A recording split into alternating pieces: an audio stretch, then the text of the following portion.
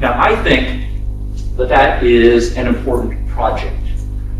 And I think Hayek and Mises and Popper and various others have done a very good job, right, in critiquing various alternative models of political economic organization that show that they don't work.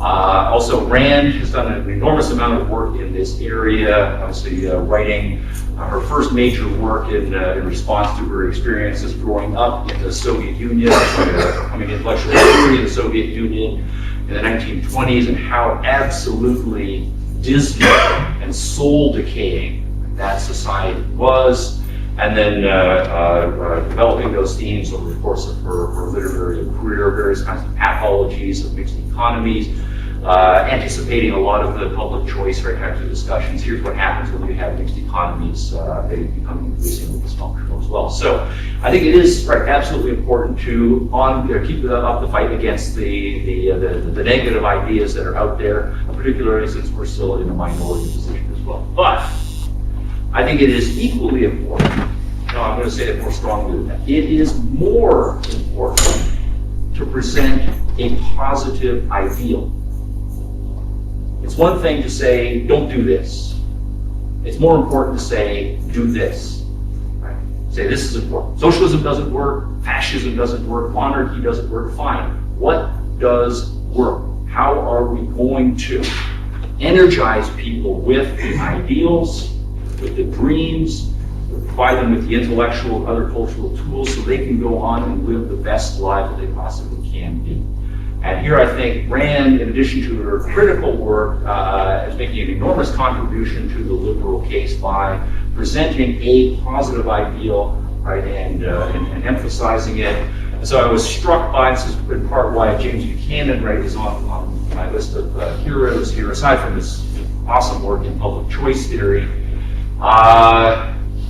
We true liberals, right, are failing to save the soul of classical liberalism. Books and ideas are necessary, but they are not sufficient to ensure the viability of our philosophy.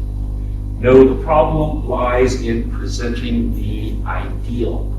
As James Buchanan spending his whole career working in the trenches of studying bureaucracy and rent-seeking, all the nasty stuff that goes on, right, in that swamp.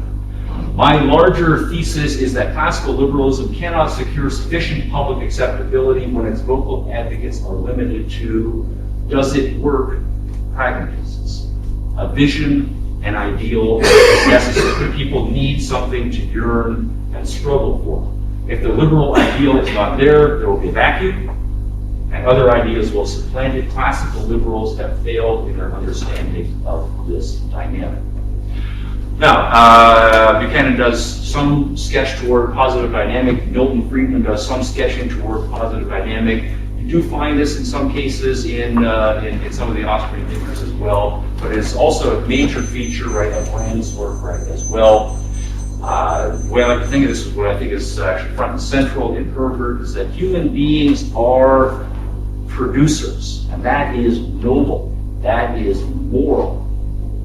Economic work is not immoral, amoral, degrading. Instead, you're taking responsibility for your life, getting up, going to work, adding value to the world, figuring out what you want to do with your life, dreaming big dreams, knowing the possibilities, finding the one that fits for you, putting your all into that, and building the kind of life that's the best possible kind of life for you. That is the central theme in Rand's thesis, or in Rand's philosophy. It's a positive ethic, and the positive ethics is absolutely important it's for morally energizing us. I think there's a big, in part, philosophical difference, in part it's maybe just a psychological and temperamental difference here between saying we think that free society is the best society because while socialism would be wonderful, it just doesn't work, so as a fallback position, let's have a liberal society. Well, that might be true, but it's not very exciting. Versus saying, what makes a liberal society great is not that socialism doesn't work, which it doesn't.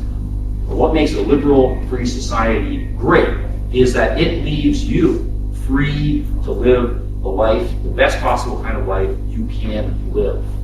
And if we jointly respect each other's ability to do so, we will engage in lots of win-win transactions that will enable all of us to live in greater happiness and prosperity, emphasizing the positive. One analogy here, I don't know whether this analogy will be offensive, right, or not. And I think this is in some cases what might be a little bit off-putting about Rand for some thinkers, and this might be where the temperamental issues come in here.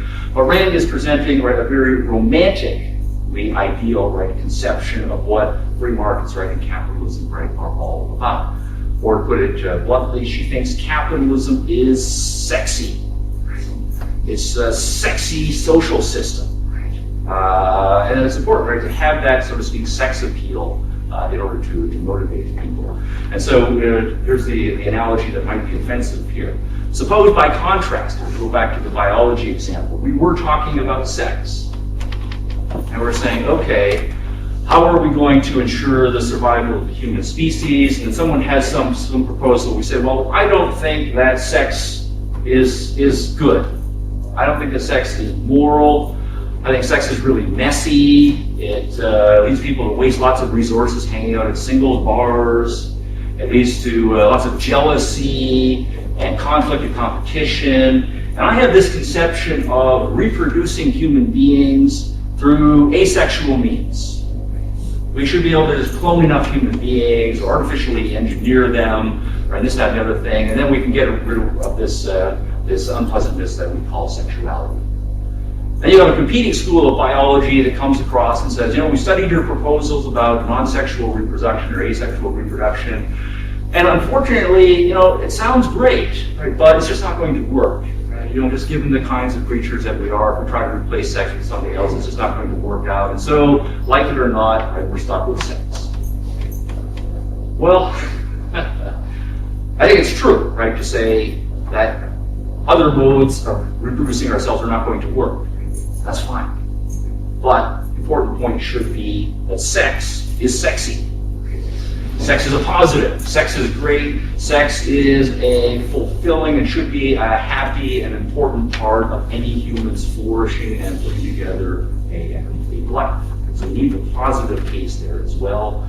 And I think the same thing holds for economics. Economics is sexy. And that should be the message, right? That should be out there. The act of deciding how you are going to make a living, what projects you're going to take on, create, what value you're going to add to the world, that is an ideal. That's what should be striving for. So I think the critical emphasis that we get from the Austrians is very important, but I think also the positive ideal that we get from the Objectivists is also very important. Again, there should be an intervention. All right, I'm going to stop at that point.